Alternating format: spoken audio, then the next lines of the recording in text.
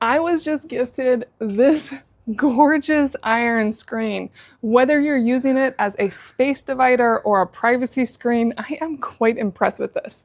Let me show you all the details. To start off with, it comes in this beautiful pattern. If you don't like this pattern, it does have other options as well to best suit your style. And I really like how clean it is all the way down.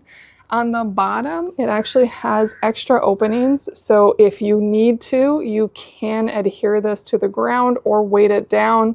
I have seen some concern that it could tip over in the wind. It seems pretty sturdy to me, but I understand where that concern comes from, especially since it's so tall and it has such small feet. So just keep that in mind. They do give you that option. And for putting it together, it was very, very easy to put together. You do need a screwdriver, but past that, it's just stick it all together and add in these screws. I do wish the screws were black. That would have been a lovely detail for it, but I can also spray paint these black. That's not actually a concern, just something to keep in mind.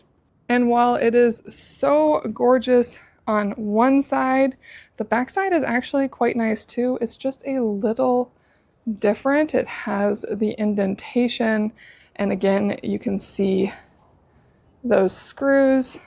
So if you are putting this in a space where you're dividing two spaces, you may or may not want to spray those screws black, as that would make it very, very clean. But I really love how it's giving separation of space from my back door to this dining area.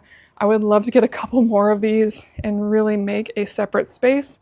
I think I'll use it in a different location though, so let me set that up. I think it is gorgeous as a divider for our front patio, as it does an incredible job separating the space and making the backyard actually look even more inviting, kind of secret.